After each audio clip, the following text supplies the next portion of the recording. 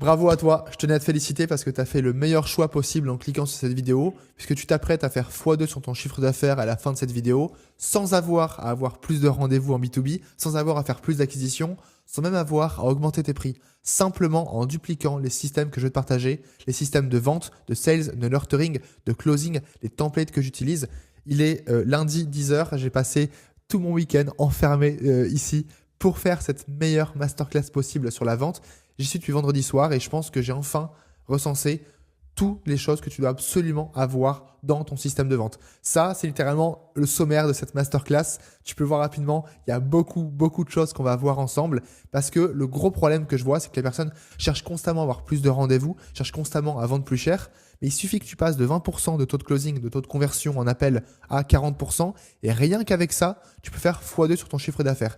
Et c'est l'objectif, c'est le seul et unique objectif de cette vidéo. Et je peux te garantir qu'à la fin de cette vidéo, si jamais tu n'as pas augmenté ton taux de closing, envoie-moi un DM sur LinkedIn et tu as le droit de m'insulter parce que je peux te garantir que tous les systèmes que je vais te partager, dans tous les cas, vont augmenter ton chiffre d'affaires et vont in fine, doubler ton taux de closing. Et concrètement, tu t'apprêtes à débloquer tous les systèmes que tu pourras mettre en place à la fin de cette vidéo rapidement pour faire x2 sur tes ventes. On va voir absolument tout le processus de A à Z. Évidemment, on partira du début qui est du coup la réservation des rendez-vous, quel logiciel utiliser, quel type de formulaire tu vas utiliser, quel filtre de qualification je mets en place pour faire en sorte que j'ai uniquement des personnes très qualifiées en appel.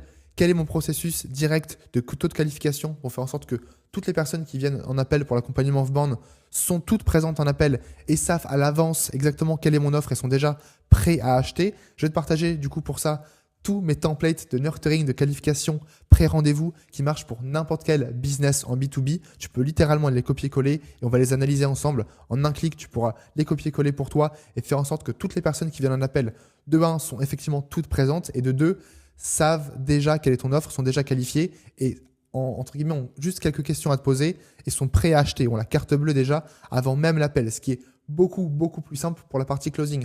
On ira voir également comment faire du social warming pour entre guillemets créer une mini relation avant même le rendez-vous. Évidemment, on s'attardera au gros du sujet, le processus de vente en closing. J'en ai testé plein, j'ai dû faire des centaines de rendez-vous rien que cette année en B2B et j'ai enfin trouvé le meilleur processus possible quand tu vends du service B2B.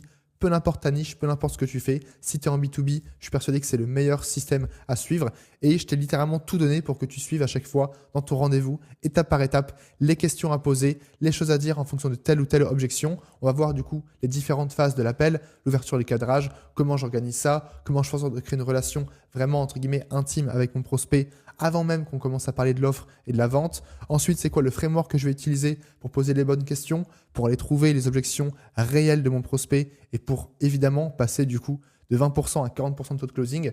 Peu importe ton taux de closing, l'idée c'est vraiment de faire x2 et encore une fois, je répète, c'est le truc le plus simple à faire si tu veux augmenter ton chiffre d'affaires. Si tu veux doubler ton chiffre d'affaires dans une semaine, et du coup, garder ça sur le long terme, la chose la plus simple, c'est vraiment de travailler la partie closing, la partie vente. Et c'est exactement pourquoi tu es ici dans cette vidéo. Et c'est exactement ce que tu vas réussir à faire à la fin de cette vidéo si jamais tu arrives à suivre la vidéo de A à Z. Donc, on ira voir tout mon framework de closing qui est juste là, implication, etc. Dans tous les cas, je vais détailler ça de manière super précise et en plus te partager mon écran pour te montrer concrètement quels sont les systèmes que j'ai derrière, les backlogs, les automatisations. Je vais littéralement tout te donner. Je pense que ça n'a jamais été fait en France de donner à ce point-là les frameworks, les templates à utiliser mot pour closer et pour faire x2 sur tes ventes en B2B. On ira voir également tout ce qui est closing et gestion des objections. Concrètement, quelles sont les objections les plus classiques en B2B, comment les parer, quelles choses tu peux faire. Ensuite, l'erreur numéro 1 que je vois en closing qui tue absolument tout le CA, toutes les ventes de mes clients et qui fait en sorte qu'ils pourraient faire peut-être 100 000 euros par mois et en fait, ils en font que 30 parce qu'ils ont un gros problème de closing. C'est tout le temps la même erreur. On en reparlera du coup juste après. Évidemment, on ira tout ce qui est entre guillemets récap des postes rendez-vous, comment tu vas faire des relances, comment tu vas entretenir la relation avec ça, comment tu vas gérer ton CRM. Je te mettrai même du coup comment faire un onboarding client ultra entre guillemets processisé et standardisé pour qu'on voit absolument toutes les étapes de la personne est intéressée par ton service et la personne est onboardée, a payé, tu as encaissé l'argent et tu as enfin fait x2 sur tes ventes. Je pense qu'on n'a pas beaucoup plus de temps à perdre, donc on est parti pour débuter. Et avant tout, j'ai une seule question à te poser, on va revenir là-dessus, c'est aujourd'hui, tu as 2 choix possibles. Le premier choix que tu as, c'est continuer exactement à faire ce que tu faisais comme avant et à continuer à faire l'autruche et à penser que la seule solution pour toi, c'est plus de rendez-vous. Ah, il me faut plus de rendez-vous, plus d'ads, plus de prospection, plus de contenu, peu n'importe. Et ça, entre guillemets, c'est vraiment la solution de l'autruche parce que Tu vas forcément perdre beaucoup d'énergie à faire ça. Et ça marche, mais ce n'est pas du tout le point optimal. Si tu veux vraiment faire x2 sur ton chiffre d'affaires le plus vite possible. Parce que le chemin numéro 1, c'est continuer à faire l'autruche et à faire la brute et à penser que ouais, j'ai un bon système, ce qu'il faut c'est plus de rendez-vous et c'est mon seul focus. Alors que l'autre option que tu as, c'est le chemin numéro 2, c'est celui qui est juste là et c'est simplement mettre en place un vrai système de vente de A à Z et c'est exactement l'objectif de cette vidéo. Tu vas pouvoir le plug and play rapidement dans ton business pour l'utiliser et rien qu'avec ça, tu peux doubler ton nombre de clients, tu peux doubler ton chiffre d'affaires. C'est tellement plus simple de passer par exemple de 20% de taux de closing à 40% de taux de closing que d'ajouter 20, 30, 40 rendez-vous tous les mois. Et c'est vraiment l'objectif de cette vidéo. Alors je vais passer volontairement là-dessus, on viendra, parce que je voulais te partager une situation. Prenons une situation extrêmement classique. Peut-être que tu es en dessous, peut-être que tu es au-dessus, peu n'importe. Tu es à 20 rendez-vous par mois. Tu as un taux de conversion qui est volontairement très très faible, qui est à 20%, ce qui te fait du coup 4 nouveaux clients tous les mois. Tu onboardes 4 nouveaux clients tous les mois. Ton objectif, c'est de faire 50% de croissance. C'est du coup de passer de 4 nouveaux clients tous les mois à désormais 6 clients tous les mois. Donc d'ajouter 2 nouveaux clients tous les mois. Comment tu peux faire ça de manière efficace? Eh bien, tu as 2 options concrètement. L'option que tu peux faire, et là du coup c'est validé par les maths, c'est simplement ajouter 10 rendez-vous par mois. Passer de 20 rendez-vous à 30 rendez-vous. Et du coup, mathématiquement, si tu gardes ton taux de conversion à 20%, tu fais 50% et tu passes de 6 clients par mois. Mais honnêtement, 10 rendez-vous qualifiés par mois, c'est faisable et je pense que je partage plein de techniques pour le faire. Mais si tu veux faire ça, entre guillemets, en y mettant le moins d'énergie possible, le moins d'efforts et le plus rapidement possible, ben en fait, il y a une autre option. Parce qu'avec ça, c'est quand même compliqué d'ajouter du coup à l'année 120 rendez-vous en plus, juste pour ajouter 2 clients tous les mois. Alors que l'autre option que tu as, simplement, c'est ajouter ne serait-ce que 10 points de conversion. Si tu passes simplement de 2 personnes sur 10 sont du coup closées chez toi à 3 personnes sur 10, rien qu'avec ça, tu vas avoir tes 6 clients. Et personnellement, je ne sais pas ce que tu préfères, je préfère 1000 fois mettre en place un système une seule fois que je vais te partager dans cette vidéo qui simplement te fait passer de 20 à 30% et qui t'ajoute 2 nouveaux clients tous les mois sans rien faire de plus, sans augmenter tes prix, sans faire d'acquisition, plutôt que de me batailler encore avec mes concurrents, etc. pour ajouter 10, 20, 30 rendez-vous tous les mois et me fatiguer à le faire. Et c'est vraiment ça que je voulais te partager en intro parce que selon moi, c'est le twist qu'il y a eu chez moi. Et en fait, rapidement, je bourrinais comme un zinzin sur les nombres de rendez-vous et c'était super. 10, 20, 30, 50. J'ai dû peut-être monter à plus de 50 rendez-vous par mois, mais j'ai pas pris, entre guillemets, le temps de faire un vrai processus de vente, de faire un processus où toutes les personnes qui arrivent en appel sont déjà super qualifiées, sont prêtes à acheter. Et je peux te garantir que maintenant, volontairement, j'ai réduit mon nombre de rendez-vous. J'ai juste augmenté totalement du coup mon taux de closing avec tous les processus que je vais te partager dans cette vidéo. Tu l'as compris, c'est la plus grande formation, je pense, de France sur le sujet de la vente. J'ai voulu encore une fois plier le marché et tout donner gratuitement. Donc voilà, on a toutes ces slides-là qu'on va traiter ensemble et on va commencer par le début, ce qui est la prise de rendez-vous et surtout comment faire en sorte que la personne soit déjà convaincue de ton offre, soit déjà prêt à acheter avant même le rendez-vous. Et ça, je vois, ça pêche absolument toutes les personnes que j'accompagne. Ils n'ont aucun système de nurturing, de qualification, de filtrage avant les rendez-vous. Et c'est exactement ce qu'on va voir. Petit aparté de 20 secondes, si jamais tu veux m'aider, tu as simplement à commenter formation vente en commentaire pour exploser le référencement YouTube. Ça a très très bien marché sur les vidéos précédentes. Je te remercie par avance. Formation vente en commentaire. Et avec ça, on fera en sorte que ce soit la formation numéro 1 sur la vente en France. Tout d'abord, le choix du rendez-vous. Alors, si jamais tu as moins de 20 rendez-vous par mois, entre guillemets, ne t'embête pas, prends call.com, c'est 100% gratuit, ça marche très bien et tu peux suivre exactement tous les frameworks que je partage après sur les emails de relance, les qualifications, les questions, etc.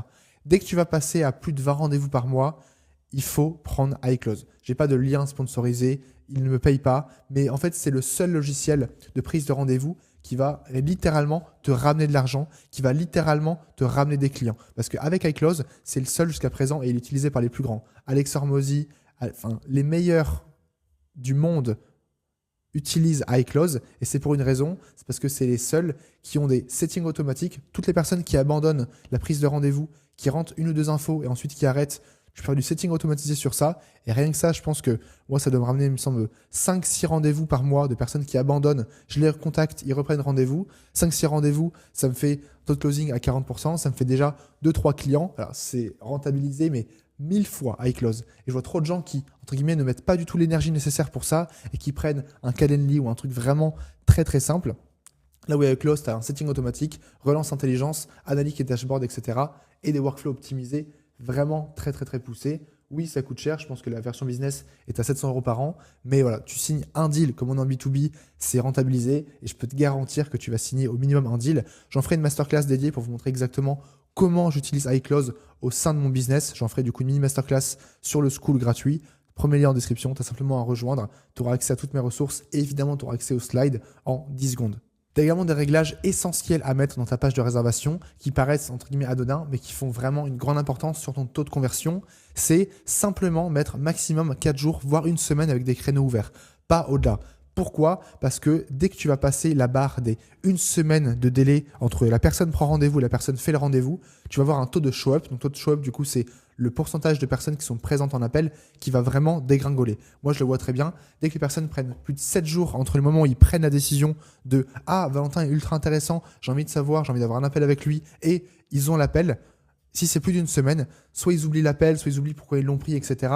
Et ce qu'il faut, c'est vraiment, entre guillemets, garder le momentum, garder la personne, vraiment l'enrichir avec des emails, on verra ça juste après. Et il faut que ce soit rapide. Et pour ça, le maximum, moi, je te conseille d'avoir maximum 4 jours pour prendre rendez-vous, mais ne pas aller au-delà. Il faut que ce soit impossible pour moi de prendre un rendez-vous dans 2-3 semaines. Parce que dans tous les cas, je ne vais pas être assez qualifié.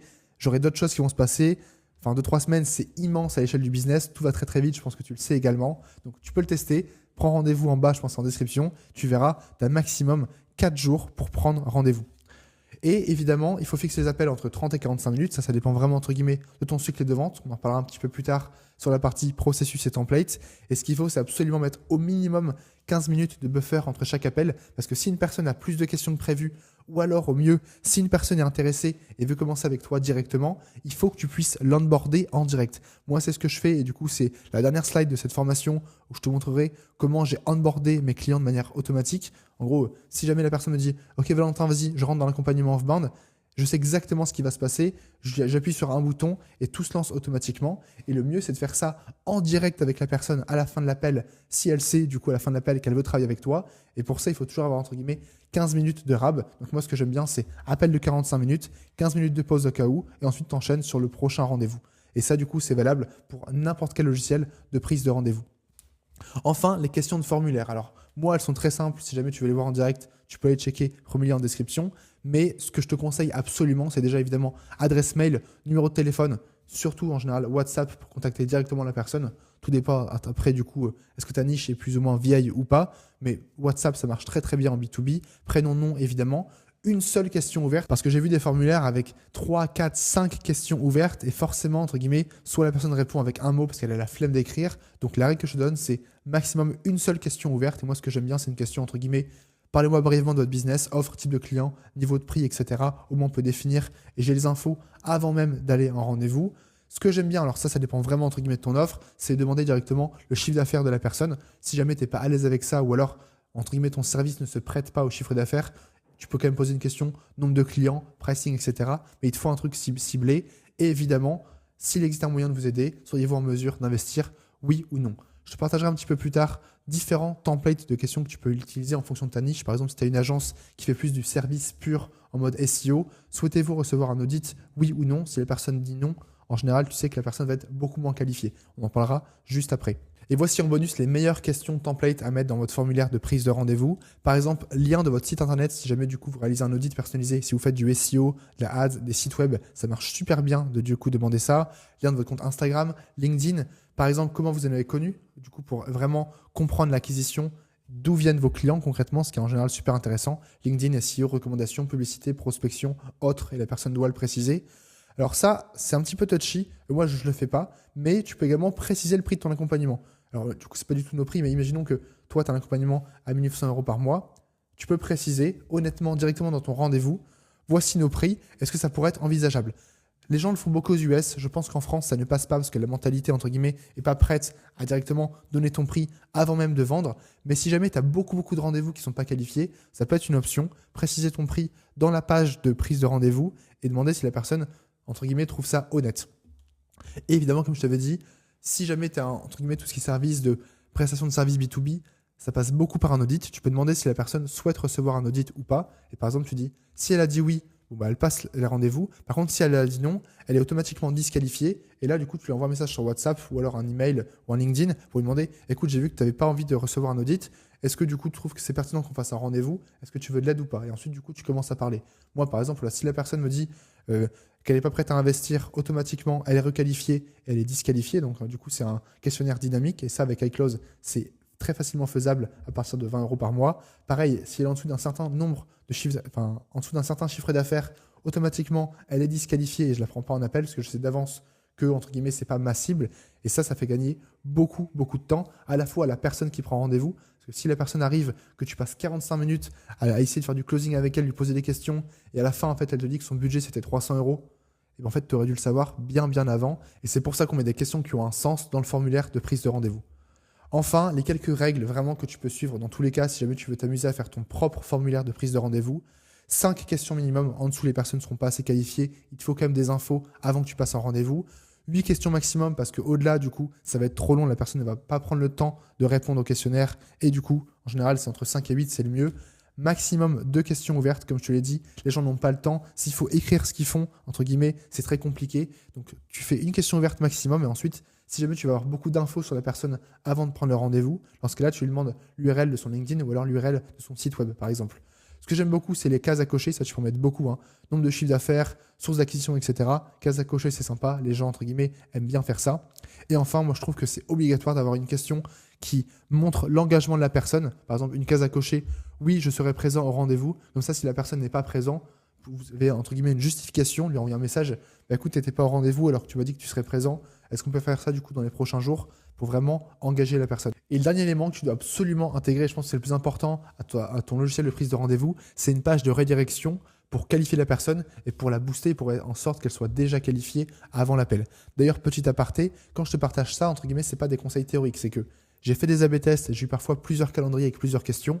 Je vois bien que les meilleures questions, entre guillemets, c'est celles que je t'ai partagées juste ici. Je vois bien que quand j'avais fait trop de questions, les personnes ne prenaient pas rendez-vous. Je vois bien que quand j'avais fait juste 2 questions, les personnes n'étaient pas du tout qualifiées. Là, c'est vraiment, entre guillemets, ça vient de tests terrain que j'ai fait et je te condense ça du coup dans, entre guillemets, quelques minutes de slide. La somme astronomique d'argent qui est perdue parce que les personnes n'ont pas de page de redirection après leur prise de rendez-vous. Récemment, j'ai fait pas mal de rendez-vous avec des personnes qui voulaient me vendre des trucs parce que j'étais curieux et qu'ils avaient des bonnes idées. Je prends rendez-vous et à la fin, je tombe sur juste, merci d'avoir pris rendez-vous. Rien d'autre. Et ça, l'argent que vous perdez à juste ne rien faire parce que la personne, du coup, demain, entre guillemets, ne va pas se souvenir de vous, alors que simplement avec une rapide vidéo, une page de redirection, elle va se dire, ok, j'ai pris rendez-vous, il va se passer ça du coup dans le rendez-vous, je vais être présent, ou même commencer, entre guillemets, comme je l'ai dit, à qualifier la personne, à vendre. Concrètement, elle va gagner quoi dans l'appel, c'est quoi votre offre, etc.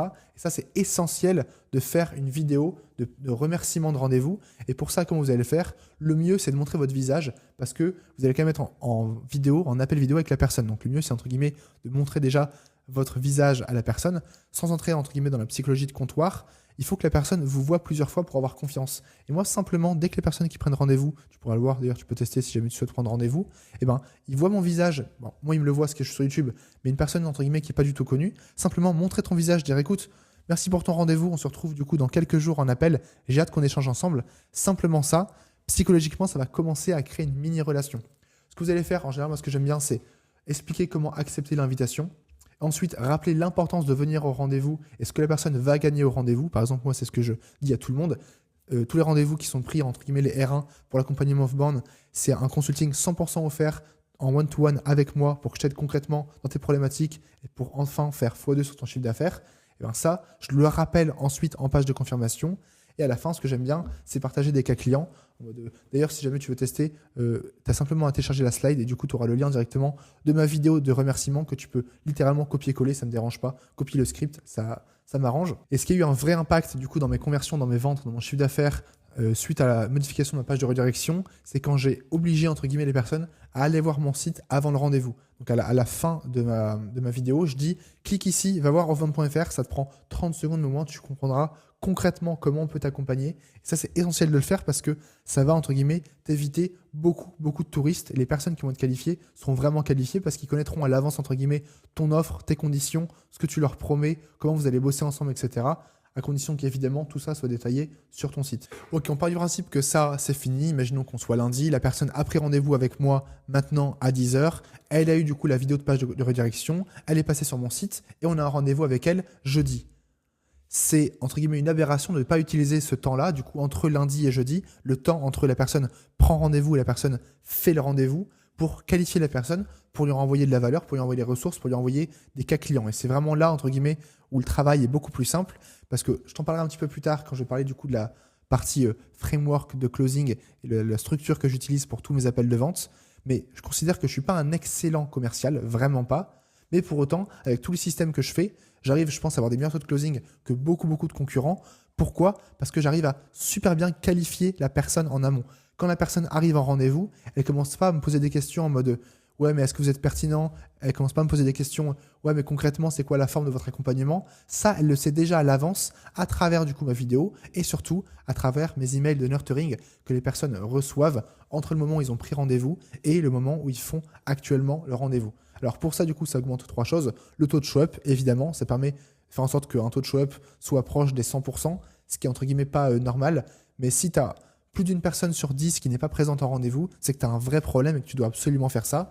Et ça augmente surtout la qualification parce que à l'avance, la personne connaît déjà exactement ton offre. Et ce qui est super agréable pour toi, tu verras si jamais tu ne l'as pas encore expérimenté, c'est que les gens arrivent, entre guillemets, avec la carte bleue dans les mains et ce qu'ils ont, c'est des questions. Écoute, Valentin, de toute façon, j'ai conscience de tout. Je connais exactement tes cas clients, comment tu fonctionnes. J'ai juste 4 questions pour toi. Est-ce qu'on peut en parler ? Et ensuite, du coup, c'est bon, tu peux m'onboarder. Et ben, pour avoir ce niveau de qualification, et ben, c'est essentiel d'avoir des emails, comme on dit, du coup, de nurturing. Rien à voir avec des newsletters, rien à voir avec de la prospection. C'est des emails de nurturing. Et pour ça, du coup, je t'ai partagé, et je vais le faire, du coup, la structure exacte des emails que j'utilise.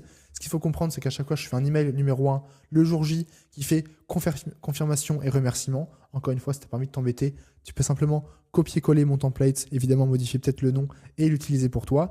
Je te partagerai à la fin concrètement les logiciels qui peuvent te permettre d'automatiser ça de manière 100% gratuite, parce qu'évidemment, il ne faut pas le faire à la main, il faut l'automatiser, ce genre de relance.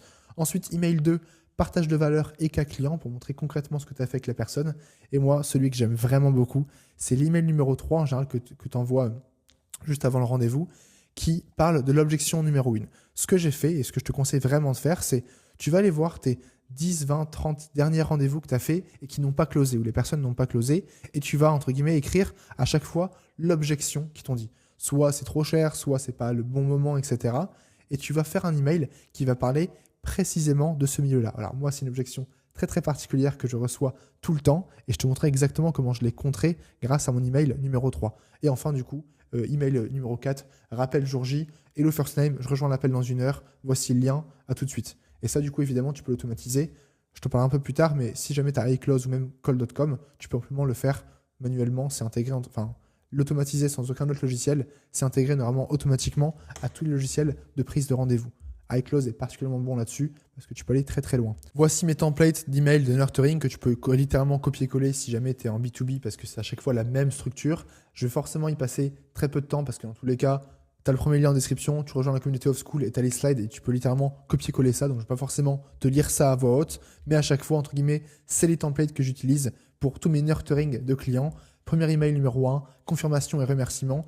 Tu remercies les personnes, t'expliques concrètement ce qui va se passer durant le rendez-vous et si possible, t'expliques rapidement ton offre en disant par exemple de passer sur ton site web. Ensuite, moi ce que j'aime bien, c'est l'email numéro 2, partage de valeur et cas client. Dans ces cas-là, tu vas partager un cas client ou tu vas partager de la valeur. Cas client, ça marche bien vu que c'est entre guillemets ultra ciblé et c'est quand même la chose qui convertit le mieux. Les gens aujourd'hui, ils n'ont plus confiance en rien, entre guillemets, avec l'IA, avec tous les scams qu'il y a autour de toi, dans les accompagnements, dans le B2B, etc. La seule valeur, c'est le cas client. Et donc, du coup, déjà, si tu n'en as pas, ça devrait être ta priorité d'en avoir et d'avoir des vrais beaux cas clients. Et surtout, intègre-les, du coup, dans ton email numéro 2 pour simplement inviter la personne à les regarder. En général, les gens ne les regardent jamais, mais juste, ils lisent le titre. Moi, personne n'a lu, entre guillemets, les vraies interviews de cas clients parce qu'ils n'ont pas que ça à faire.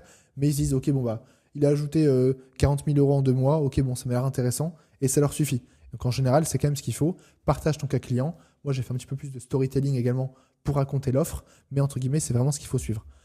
Enfin, le grand email, entre guillemets, l'email numéro 3, qui est là pour lever l'objection. Moi, j'aime bien, entre guillemets, l'envoyer simplement un jour avant le rendez-vous. Et ça, du coup, vous allez, entre guillemets, faire une mini-histoire. Alors, vous n'êtes pas en train de raconter votre vie, mais vous allez essayer de lever l'objection avant même qu'elle arrive en appel. Parce que là, pour l'anecdote, moi, l'objection numéro 1 que j'avais, c'est « Écoute, Valentin, super intéressant, ouais, le prix, tout est parfait, écoute, je suis chaud qu'on bosse ensemble. Par contre, là, je pense qu'on va peut-être le faire dans 2 semaines. » En fait, à chaque fois, l'objection numéro 1 que j'avais, c'était « C'est pas le bon moment. » Parce que forcément, entre guillemets, c'est jamais le bon moment. Il n'y a jamais un moment parfait, entre guillemets, pour doubler son chiffre d'affaires. À chaque fois, tu es là « Oui, mais il faut que je finisse avec ce client-là. J'ai tel ou tel, entre guillemets, problème. » Donc, entre guillemets, comme c'est pas quelque chose d'urgent, les personnes retardaient tout le temps ça.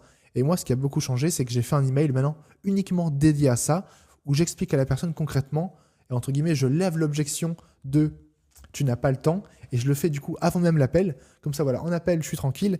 Je n'ai même pas commencé à essayer d'argumenter, etc. parce que je l'ai déjà dit en amont dans mon email. Donc là, je vais simplement t'expliquer comment, entre guillemets, j'ai vaincu cette objection du « c'est pas le bon moment », mais peut-être que pour toi, c'est trop cher, peut-être que pour toi, c'est, je sais pas, si tu vends du SEO, c'est « ouais, l'IA va le remplacer », etc. En tout cas, à toi de trouver l'objection numéro 1 qui revient dans tous tes appels. Donc, du coup, tu vas prendre une liste des 20-30 derniers appels que tu as fait et que tu n'as pas closé. Et tu vas te demander, concrètement, tu vas écrire dans une liste pourquoi ils n'ont pas closé. C'est quoi leur objection numéro 1. Tu écris ça. À chaque fois, tu vas voir qu'entre guillemets, qu'il y a un pattern, une objection qui revient beaucoup plus que les autres. Et avec ça, du coup, tu vas écrire un email.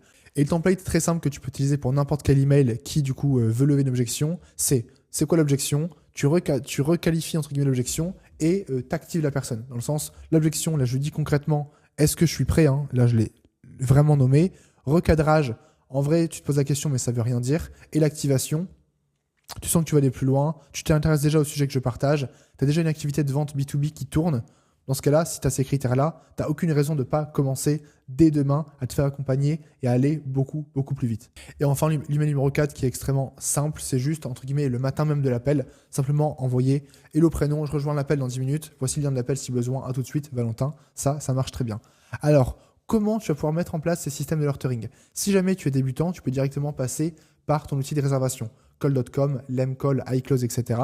C'est bien fait, mais c'est quand même très vite limité parce que tu ne vas pas pouvoir avoir des limites. Alors, c'est un petit peu technique, mais tu vas pouvoir pas décider si cet email-là est envoyé 10 minutes avant le rendez-vous ou alors 2 jours après. En fait, c'est soit tout part de avant le rendez-vous ou alors tout part de après, mais tu vas pas pouvoir qualifier et adapter en fonction du temps que tu as. Moi, je sais par exemple que si la personne prend rendez-vous avec moi demain, automatiquement mes emails vont s'envoyer dans un laps de temps de 24 heures pour qu'elle reçoive mes 4 emails avant le rendez-vous. Si jamais elle prend un rendez-vous jeudi dans 4 jours, mes emails vont automatiquement s'écarter et vont être envoyés un tous les jours. Ça, du coup, je l'ai fait avec iClose parce que c'est très très bien fait. Si jamais tu peux pas, soit du coup, tu fais un truc très très simple, soit tu passes par Zapier qui marche bien, soit alors tu utilises un outil entre guillemets d'email marketing spécialisé là-dessus. Moi, je passe par System.io et ça marche quand même très bien. Voilà, tu peux le voir juste ici, j'ai onboarding rendez-vous, etc. automatiquement avec mes emails qui s'envoient. Ça tourne très très bien, c'est gratuit, je te le conseille à 100%. Et désormais, avant qu'on s'attaque au gros du closing, et je pense ce pourquoi tu es venu, qui est du coup le script détaillé de closing qui marche le mieux en B2B en 2025 et que j'ai testé sur des centaines de rendez-vous, je le partage du coup dans quelques minutes. Avant, le petit truc bonus que tu peux faire si tu veux aller encore plus loin, c'est entre guillemets faire du social warming et créer une mini relation en direct avec le prospect avant le rendez-vous. Moi, c'est ce que je fais du coup directement avec tous mes rendez-vous. Et l'idée, c'est qu'en fait, au-delà des emails de nurturing qui vont être du coup automatiques et la personne va savoir que c'est des emails automatiques, tu vas pouvoir poser une petite question à la personne. En général, ce que j'aime bien, c'est poser une question sur les questions qu'elle aura répondu précédemment au questionnaire et lui poser la question à l'écrit juste avant le rendez-vous.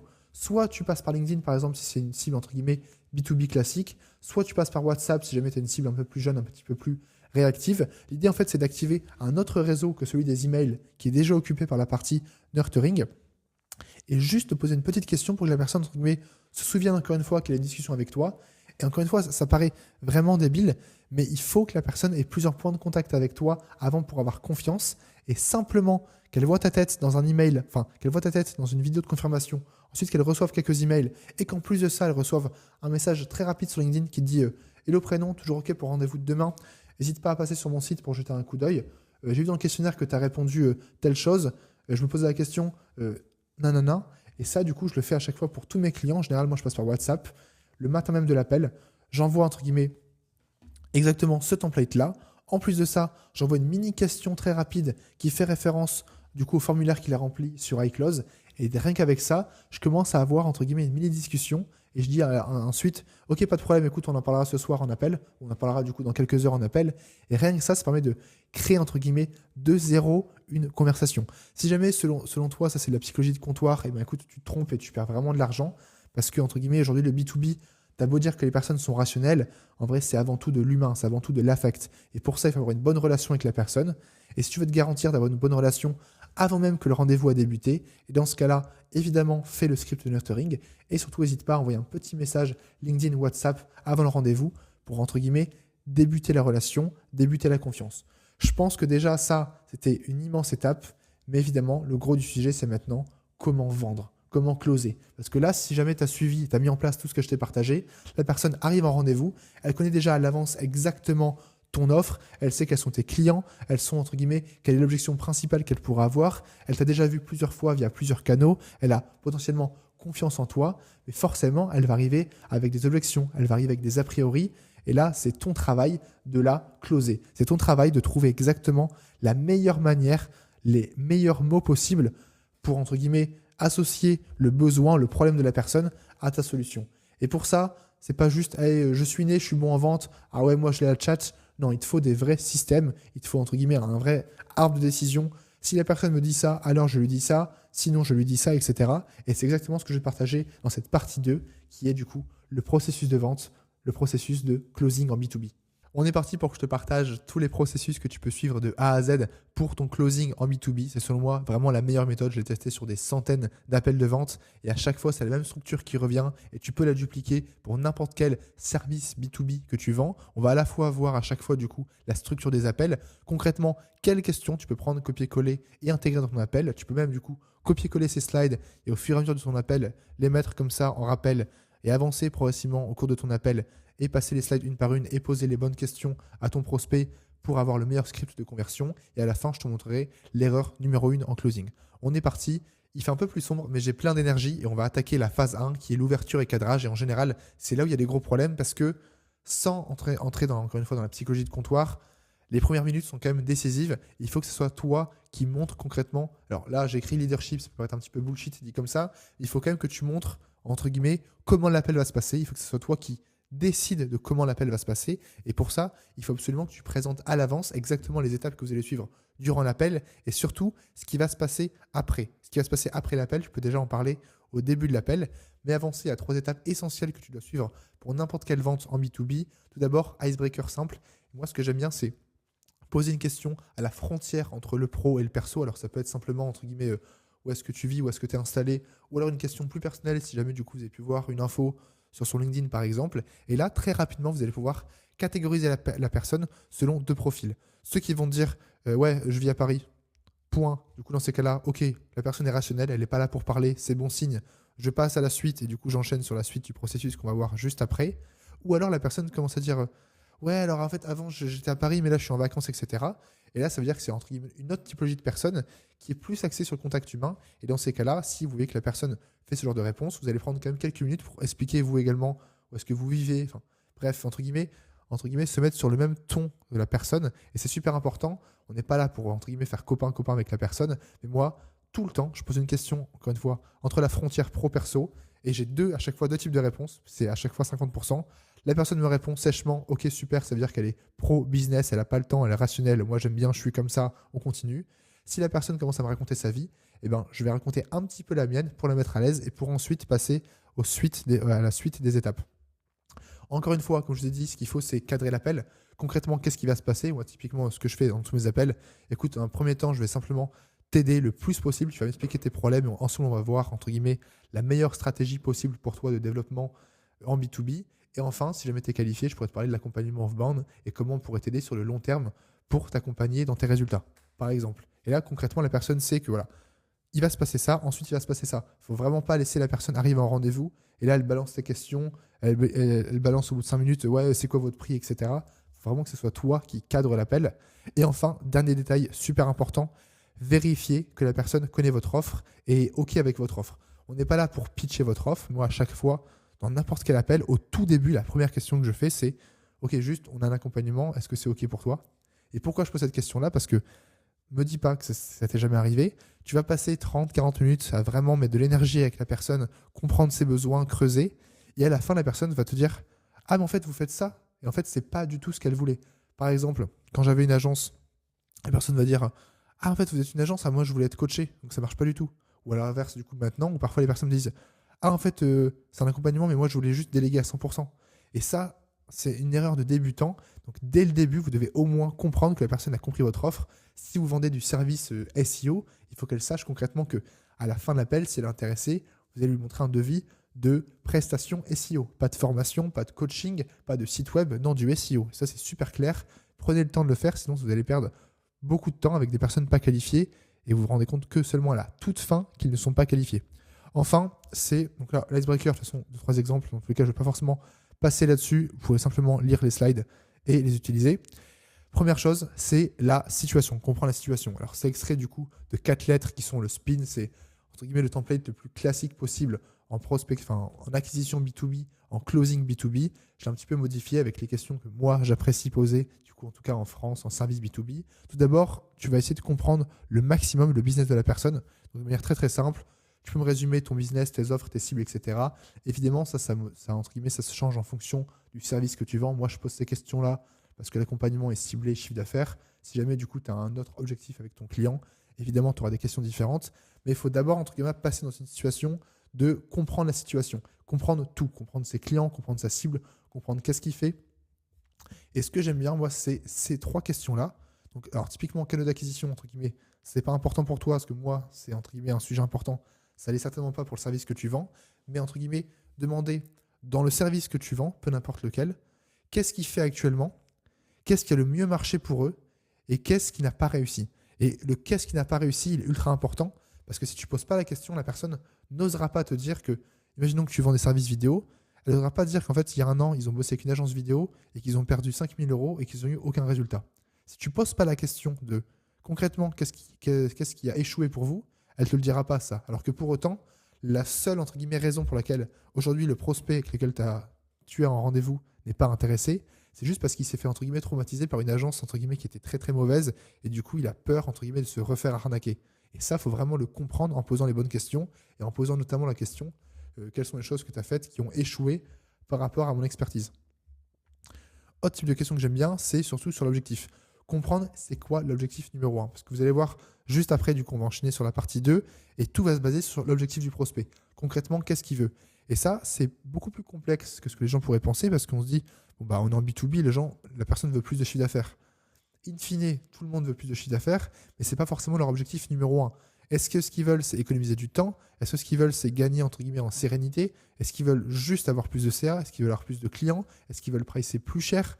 Est-ce qu'ils veulent être plus visibles? Est-ce qu'ils ont de l'ego et du coup ils veulent payer une prestation 5 000 € juste pour entre guillemets assouvir leur ego de faire des chiffres sur LinkedIn, par exemple? Il faut vraiment comprendre entre guillemets le pourquoi et l'objectif profond du prospect en posant du coup au moins ce genre de questions. Quand est-ce que vous allez savoir comment, entre guillemets, partir de cette phase? Parce qu'en fait, le plus compliqué dans un closing, c'est quand est-ce que je passe à la prochaine étape? Parce que là, je vous ai dit, en gros, il y aura situation, il y aura problème, implication, et ensuite, du coup, la partie sales, solution. Mais concrètement, comment je sais que c'est fait? Parce que cette étape-là, elle peut durer 2 minutes comme elle peut durer 20 minutes. Et bien, elle va, entre guillemets, s'arrêter le moment où vous avez réussi à définir l'objectif du prospect. Donc, votre étape numéro 1, c'est de définir l'objectif du prospect. Une fois que c'est clair, vous allez pouvoir passer à la deuxième étape qui est le problème. Et là, du coup, le problème, il est simple. Ok, l'objectif, il est là. Pourquoi tu ne l'as pas encore atteint? C'est la seule objectif de cette étape. Comprendre pourquoi tu n'as pas encore atteint cet objectif. Et donc là, ce qu'il faut, c'est entre guillemets comprendre tous les blocages qui justifient le fait que l'objectif que la personne n'est pas encore atteint. Et pour ça, ne commence surtout pas à expliquer selon toi, tu penses. Parce que l'erreur numéro 1 que je vois chez toutes les personnes, c'est qu'ils commencent à parler maintenant. Ils commencent à dire, écoute, selon ce que tu m'as dit, je pense que les problèmes pour toi qui font que tu n'as pas encore atteint ton objectif sont tel ou tel problème. Ça, c'est la pire erreur. Ce qu'il faut, c'est vraiment parler à la fin et du coup suivre la structure que je te partage juste après. Là, il faut que ce soit le prospect lui-même qui définisse du coup pourquoi il n'a pas atteint l'objectif. Et du coup, voici les questions que j'aime bien poser. Qu'est-ce qui t'a emmené à prendre rendez-vous avec moi aujourd'hui? Au moins là, c'est ultra simple, mais concrètement, la personne va se justifier sur le fait qu'elle a pris rendez-vous et ça va également justifier le pourquoi maintenant. Pourquoi elle a pris rendez-vous aujourd'hui, pourquoi elle ne l'a pas pris il y a 2 semaines, pourquoi elle ne l'a pas pris dans 1 mois, pourquoi aujourd'hui, c'est quoi le problème qui l'a emmené à être devant toi aujourd'hui. Encore une fois, je précise, n'hésite pas à prendre les slides, comme ça tu les prends en direct dans tes appels et tu peux à chaque fois avoir entre guillemets plein de questions entre guillemets de secours si jamais du coup tu es un peu perdu dans ton closing. Qu'est-ce qui t'empêche d'atteindre l'objectif que tu as défini juste avant? Donc évidemment là il faut le citer. Comme ça du coup tu vas répéter, tu vas montrer que tu t'intéresses à lui, que tu as compris sa situation et que tu vas essayer de comprendre concrètement le truc qui l'empêche. Alors petit conseil, en général il a tout le temps faux. Enfin, selon lui ce qui l'empêche, il va dire que il manque de temps, il manque d'argent, etc. En général, c'est une raison beaucoup plus profonde. C'est vraiment là où il faut aller chercher. Mais il faut quand même poser la question. Depuis combien de temps ce problème dure? Classique. Pourquoi tu n'arrives pas à régler ce problème seul? C'est là est super intéressant. Et comme je l'ai écrit ici, ça, c'est à réutiliser. Et tu vas, entre guillemets, noter la réponse pour la réutiliser à la fin. Pourquoi tu poses cette question? Parce que la personne va te justifier. Bah, écoute, moi, j'arrive pas à régler ce problème seul parce que je manque d'expertise, parce que j'ai pas les bons systèmes, parce que je suis pas accompagné, parce que j'ai pas le temps. Il va te dire ça. Et en fait, tu vas vraiment le noter. Et ça, j'insiste vraiment, note cette réponse-là absolument. Parce qu'à la toute fin de ton closing, la personne va dire bah, écoute, c'est super, mais en fait, je ne suis pas forcément intéressé parce que je pense que je peux le faire tout seul. Tout le monde va dire ça. Et je pense que c'est sûr que un prospect t'a dit tout ça à la fin. Il t'a dit bah, écoute, je peux le faire tout seul. Et là, tu lui dis ok, pas de problème. Par contre, tu m'as vraiment dit il y a 20 minutes que tu n'arrivais justement pas à le faire tout seul pour X raisons. Et là, bam, tu lui remets entre guillemets un sorte de biais de cohérence dans la tête en mode bah écoute, là, tu n'es pas du tout cohérent parce que tu m'as dit l'inverse il y a 20 minutes. Et là, du coup, forcément, il va devoir se justifier et tu vas, entre guillemets, en apprendre plus sur lui. Donc ça, super important de noter ça. Et pareil, entre guillemets, qu'est-ce qui te manque pour régler ce problème? S'il te dit, bah, écoute, il me manque des systèmes, etc., et qu'à la fin du rendez-vous, il dit, bah, écoute, je pense que je peux le faire tout seul parce que j'ai les bons systèmes, tu dis, bah, écoute, il y a 20 minutes, tu m'as dit justement que tu n'avais pas les bons systèmes, par exemple. Donc vraiment, ces deux questions-là, je les pose à la fin. Je note volontairement en direct les réponses qu'il me donne et, entre guillemets, je les réutilise à la fin lors du closing. Donc là, tu vas poser, entre guillemets, autant de questions qu'il faut pour comprendre le problème de la personne. Ça, du coup, ça, c'est l'étape numéro 2, comprendre le vrai problème de la personne. Et ensuite, une fois que tu auras le vrai problème, tu vas pouvoir passer à la suite parce que il faut, entre guillemets, penser aux implications du problème. Si la personne, entre guillemets, alors je prends l'exemple classique à un site web, le site web est pas beau et convertit pas, bon, en soi, si ton site web est juste pas beau et convertit pas, c'est pas très très grave. Ce qu'il faut, c'est, entre guillemets, tirer les traits. Il convertit pas, ok, mais du coup, tu perds combien de clients? Ok, donc ça fait que tu perds combien de clients, combien de chiffre d'affaires tous les mois? Si tu perds tel chiffre d'affaires, qu'est-ce qui se passe sur le long terme pour ton business? Parce qu'en soi, aucun problème en tant que tel n'est grave. Enfin, moi, j'ai des problèmes dans mon business au quotidien. Je dors très bien la nuit. Ce qu'il faut, c'est que, entre guillemets, un bon commercial, il prend un petit problème minime qui est, bon, bah, j'ai un problème sur le taux de closing. Il me dit, bah, écoute, là, le gros problème, c'est que si jamais ça continue pendant plusieurs semaines, pendant plusieurs mois, il va se passer ça, ton business va s'écrouler, etc. Sans, entre guillemets, exagérer, il faut tirer le trait. Et pour ça, du coup, ça nécessite de passer la troisième étape, qui sont les implications. Concrètement, qu'est-ce que le problème implique et comment tu vas pouvoir le gérer. Et pour ça, encore une fois, c'est toujours pas à toi de parler, il faut laisser ton prospect parler pour que ce soit lui qui imagine les conséquences de ce problème si ça durait sur le temps et qui, entre guillemets, dise à voix haute, bah écoute, je pense que c'est le meilleur moment du coup pour commencer. Pourquoi? Parce que le gros problème que tu as en général, c'est surtout l'urgence d'agir. Pourquoi je précise ça? Parce que quand tu fais entre guillemets du closing B2C, je sais pas, pour des formations un petit peu random, je m'y connais pas du tout, la question en général, c'est parfois la personne n'a juste pas le budget. Quand tu es en B2B, n'importe quelle entreprise a plusieurs milliers d'euros à investir, c'est certain. Donc en fait, par défaut, si tu es en B2B, n'importe quelle personne a le budget. Enfin, la trésor, j'espère pour eux qu'ils ont au moins 10 000 euros de trésor pour n'importe quelle entre guillemets, entreprise. Donc en fait, la trésor, ils l'ont. C'est à chaque fois la mauvaise question à poser. Ce qu'il faut demander, c'est du coup, pourquoi maintenant? Pourquoi ils doivent commencer maintenant? Et pourquoi avec toi? C'est surtout ça la question que tu dois comprendre. Et pour ça, il faut faire avouer à la personne qu'elle veut commencer maintenant. Et ça, du coup, c'est des questions que j'aime beaucoup utiliser pour la partie implication. La question classique, quel est l'impact de ce problème si ça persiste dans les prochaines semaines ou dans les prochains mois? Bah, écoute, ton problème de site web, actuellement, il n'est pas très grave. Si jamais ça continue pendant 5 mois et que tu perds 2 clients par mois, ça fait quand même que tu perds 10 clients sur l'année. Est-ce que c'est grave? Ah ouais, là, 10 clients sur l'année en moins, ça commence à être plus ou moins important. Est-ce que ce problème est prioritaire? Ça, entre guillemets, si la personne te dit non, pas du tout, bah, enfin, entre guillemets, tu peux vite, entre guillemets, partir ou alors demander à, entre guillemets, décaler le rendez-vous. Parce que si la personne, dans sa tête, le problème pour lequel tu veux le régler n'est pas prioritaire, ça ne sert à rien que tu insistes. Entre guillemets, c'est juste pas prioritaire. Pourquoi maintenant, etc. Hop, qu'est-ce que vous perdez actuellement en gardant ce problème? Alors ça, c'est un petit peu direct, je ne suis pas forcément trop fan, mais je te l'ai mise également ici. Et enfin, la dernière, qui est exactement la même que je posais au début. Et vous pouvez reposer cette question-là. Qu'est-ce qui t'a fait prendre un appel avec moi aujourd'hui? Et moi, c'est ce que j'aime bien, parce qu'en fait, beaucoup de personnes, ils prennent un appel avec moi, ils me disent, écoute Valentin, ouais, c'est quand tu es dispo? j'ai besoin d'aide maintenant, donc tu serais dispo demain, après-demain, etc. Ultra impatients, ils veulent un rendez-vous vite. On fait le rendez-vous, je leur dis, bah écoute, vas-y, c'est parfait, est-ce que tu es chaud pour qu'on commence? Ouais, bah, en fait, attends, je vais attendre un mois et je te donne ma réponse. Alors qu'en fait, la personne était ultra impatiente, ultra rapide, et il fallait un rendez-vous. Une fois qu'elle a un rendez-vous, là, elle va prendre un mois à réfléchir. Et du coup, c'est pour ça qu'il faut reposer la question. Écoute, qu'est-ce qui t'a fait prendre un appel avec moi aujourd'hui? Parce que ça avait l'air ultra urgent. Et là, tu me dis du coup que tu as vraiment le temps. Pourquoi tu as pensé que c'était urgent? Donc vraiment, entre guillemets, ensuite, quand vous avez compris le problème, le seul point important, c'est comprendre, entre guillemets, pourquoi maintenant? Pourquoi maintenant? C'est le seul truc que vous allez vous concentrer parce qu'on est en B2B, parce que la personne aura le budget dans tous les cas et qu'il faut la convaincre d'agir maintenant. Et enfin, entre guillemets, le coup de grâce, la partie vraiment qui entre dans le closing, c'est là où vous allez montrer tous vos skills parce que jusqu'à présent, vous avez fait que poser des questions. C'est que vous allez, entre guillemets, proposer la solution. Mais attention, vous n'allez surtout pas, entre guillemets, dire ok, je vous ai bien compris. Et hop, là, tu balances ton vieux speech de 3 minutes qui explique, entre guillemets, tes services, à quel point tu es super, tes cas clients, etc. Ce qu'il faut, c'est, entre guillemets, expliquer la meilleure manière de résoudre le problème à ton prospect, lui expliquer comment ça va se passer et se mettre, entre guillemets, en tant que consultant très neutre. Bah, écoute, dans ta situation, voici exactement ce que je ferai. Et à la toute fin, tu vas dire, si jamais tu veux t'accompagner, nous, on fait ça.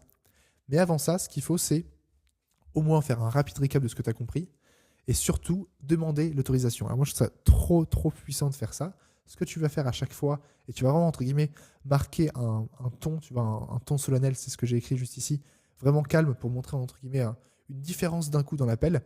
Avant, l'appel était très énergétique, beaucoup d'énergie, la personne, entre guillemets, pouvait être un petit peu excitée, elle répond aux questions, hop, tu surenchéris, etc. Et là, tu poses et tu fais, écoute, je pense avoir vraiment compris le problème. Est-ce que tu souhaites que je te partage ce qui est, selon moi, la meilleure option pour toi? Et là, du coup, tu attends que la personne dise oui, entre guillemets, bah, explique-moi, parce qu'évidemment, elle va te dire oui. Et là, du coup, tu commences à expliquer. Et rien qu'entre guillemets, marquer ce moment de pause avec le prospect. Encore une fois, quand je dis ça, entre guillemets, à voix haute, ça peut paraître, entre guillemets, un peu psychologie de comptoir, comme je l'ai répété. Mais, entre guillemets, c'est ce que font les meilleurs sales. Et si aujourd'hui, du coup, bah, tu n'as pas un taux de closing qui est supérieur, alors ça dépend vraiment des secteurs et des offres, mais si tu as un taux de closing qui est inférieur à 50%, tu peux amplement l'améliorer. En partie, du coup, ça toutes les techniques que je te partage, et surtout celle-ci où tu vas montrer, entre guillemets, une dichotomie entre le début du rendez-vous où la personne, entre guillemets, a des problèmes, a des questions, tu marques un temps de pause. Là, sincèrement, du coup, là, tu montes ton expertise, parce que ça, entre guillemets, que toi peux le faire, parce que comme, du coup, je suppose que tu es en B2B, tu as accompagné des clients, tu as vraiment compris exactement le problème du client et comment l'aider. Et là, du coup, tu vas le présenter. Mais écoute, si jamais, du coup, tu es OK pour que je te le présente, je vais te présenter exactement ce qui, selon moi, peut régler ton problème. Et là, une fois que la personne a accepté, entre guillemets, que tu commences à l'aider et, entre guillemets, du coup, que tu commences à vendre, la personne a donné son accord, là, tu peux commencer. Et juste avant que je te montre la suite sur, entre guillemets, l'erreur numéro 1 que je vois en closing, les exemples d'objections et comment tu peux y répondre avec les objections les plus classiques, j'ai pas le budget, j'ai un associé, je dois en parler, je dois y réfléchir, etc. Je vais te partager à chaque fois du coup les réponses templates que tu peux utiliser en B2B. Je voulais quand même prendre 30 secondes pour t'expliquer une petite anecdote qui m'est arrivée du coup récemment et je pense que ça peut vraiment illustrer le problème de à quel point c'est important de comprendre la croyance profonde de ton prospect, à quel point c'est important de poser toutes les questions que j'ai présentées précédemment pour comprendre le vrai problème.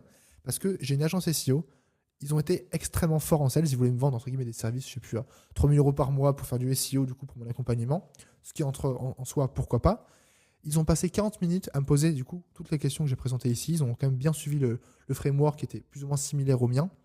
Ils m'ont convaincu, ils ont des super cas clients. Ils avaient un prix, entre guillemets, qui était quand même faible pour ce qu'ils proposaient. C'était super.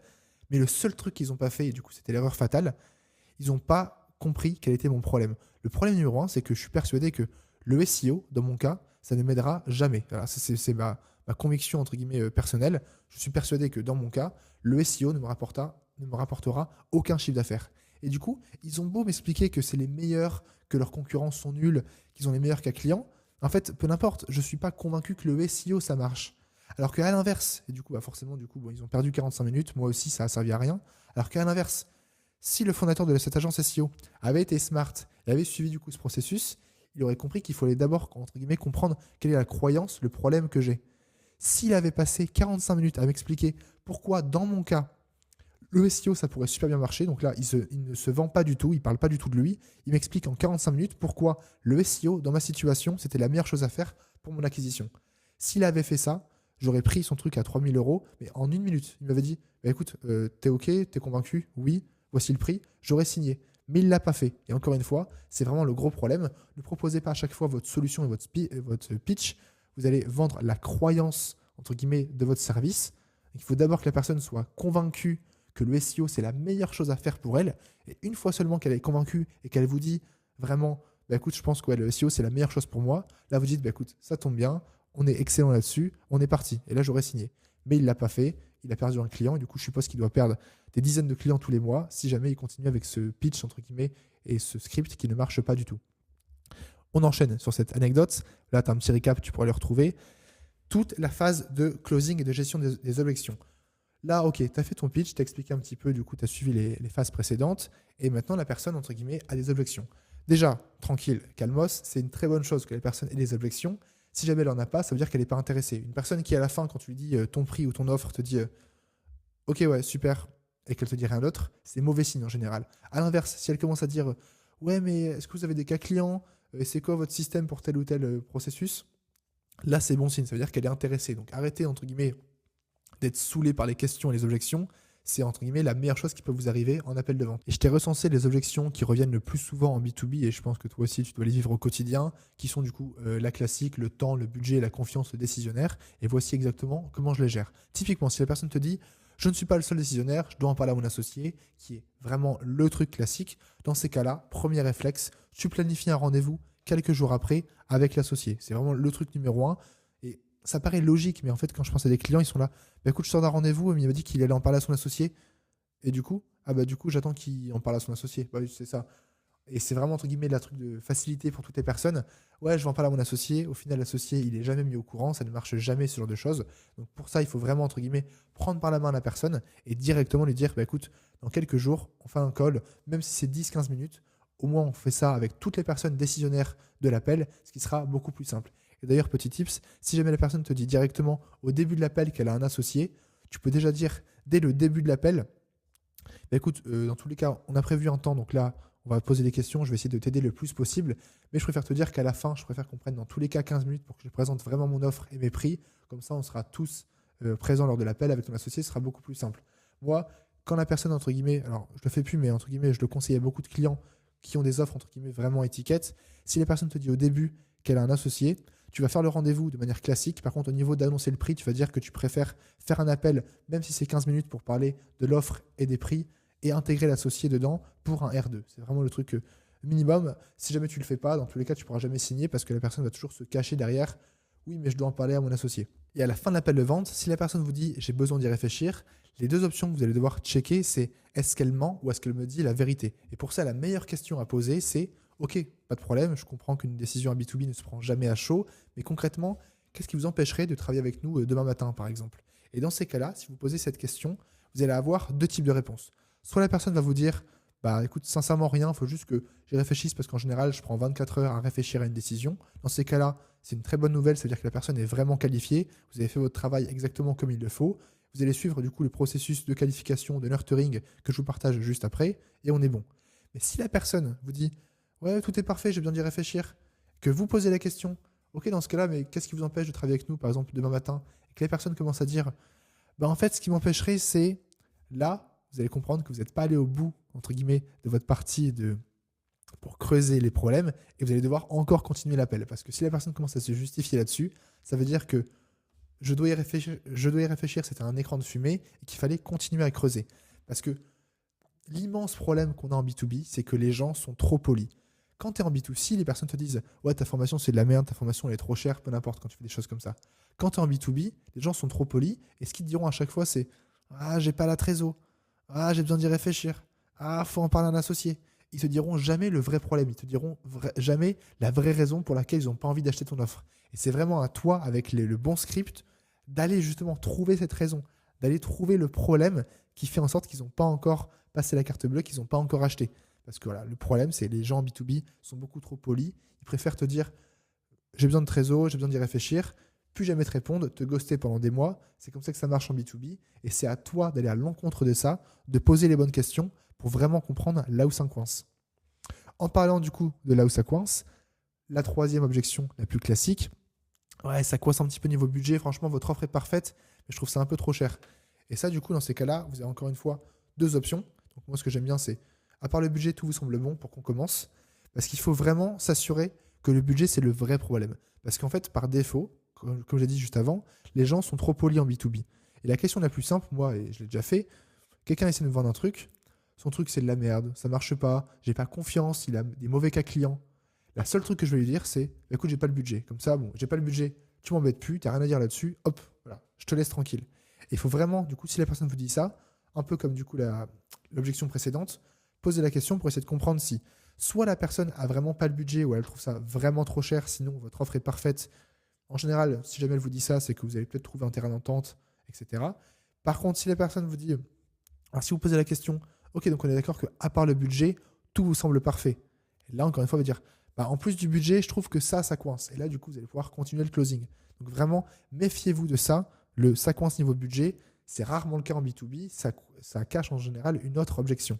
Et je pense que si vous l'avez compris, vous avez compris, entre guillemets, comment devenir le meilleur vendeur possible quand tu vends du B2B, c'est comprendre la vraie objection. Essayez et vraiment réussir à enlever les écrans de fumée, à aller au-delà du ouais, il faut que j'y réfléchisse, à aller au-delà du j'ai pas le budget et comprendre que en général, c'est tout le temps des mensonges, c'est tout le temps des écrans de fumée. La personne, elle n'a pas besoin d'y réfléchir plus que ça, elle n'a pas besoin de plus de budget.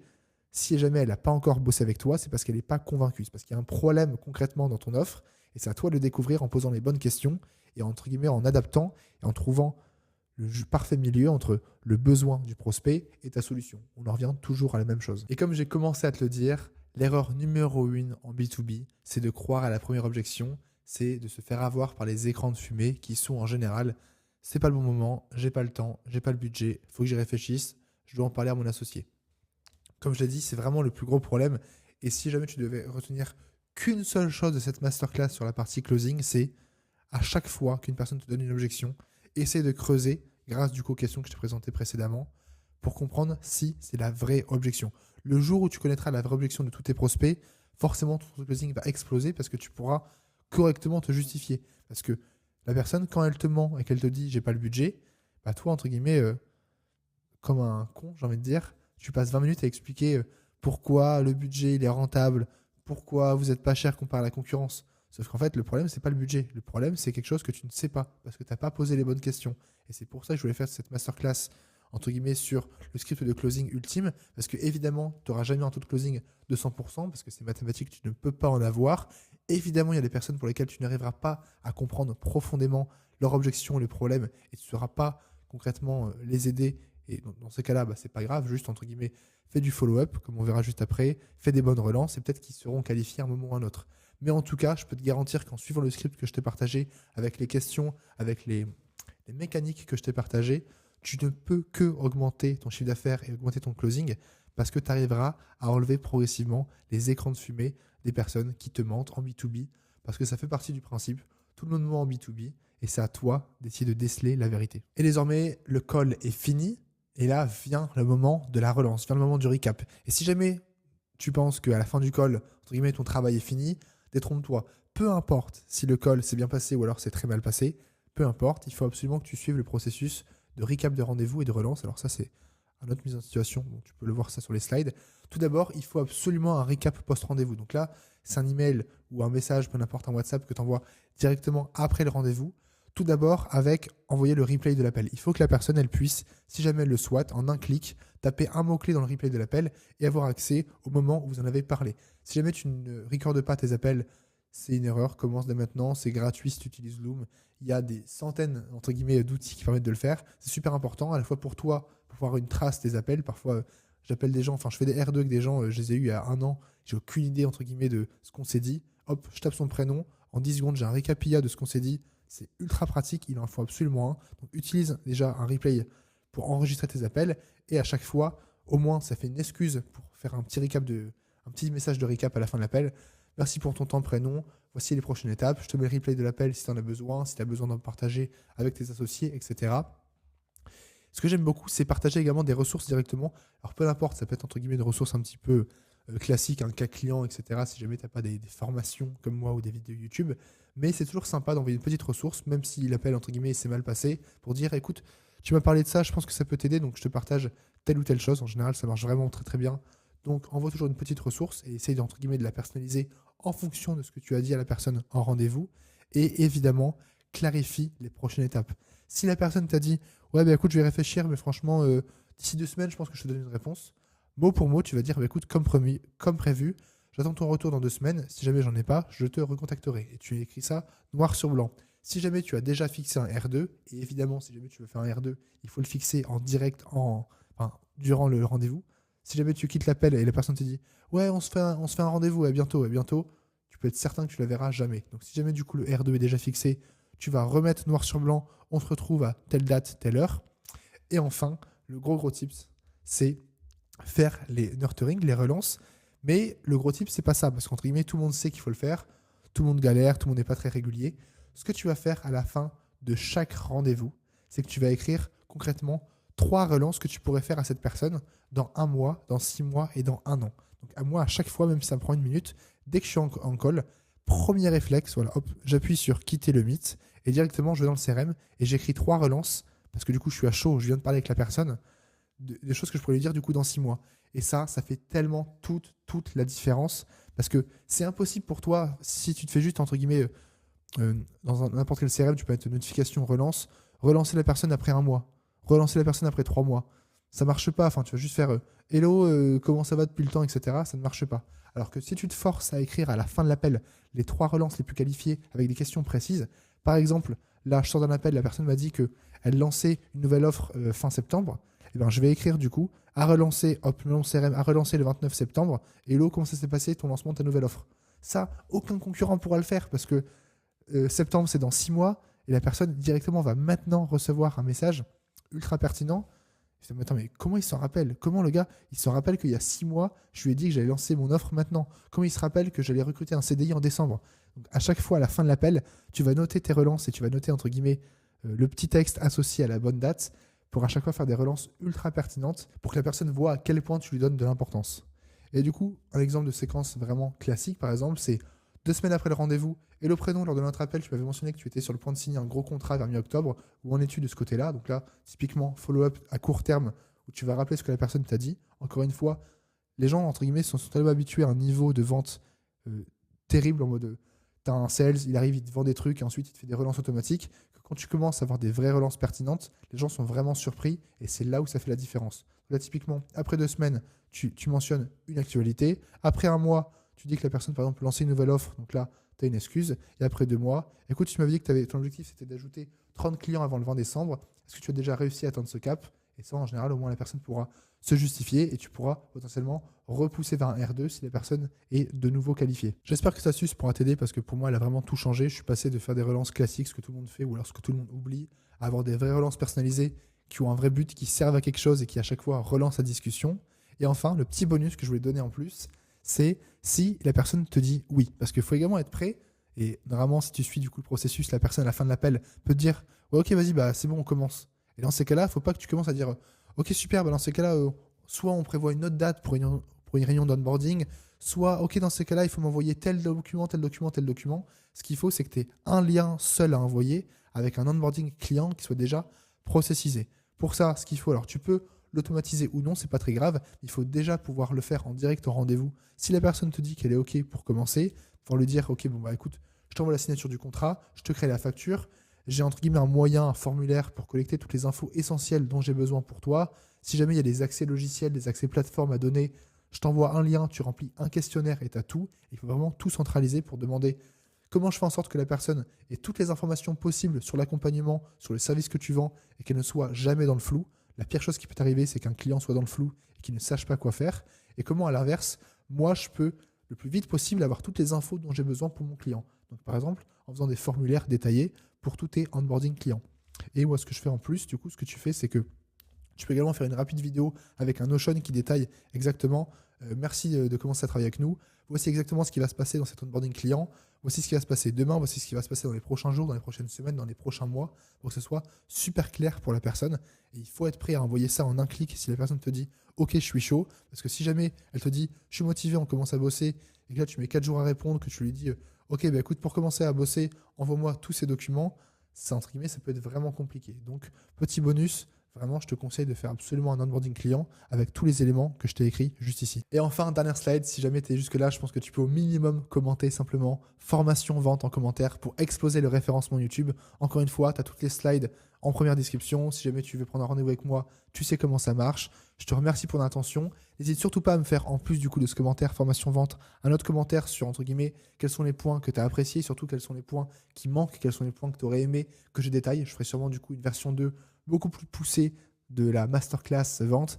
Merci pour ton temps et surtout, bonne vente.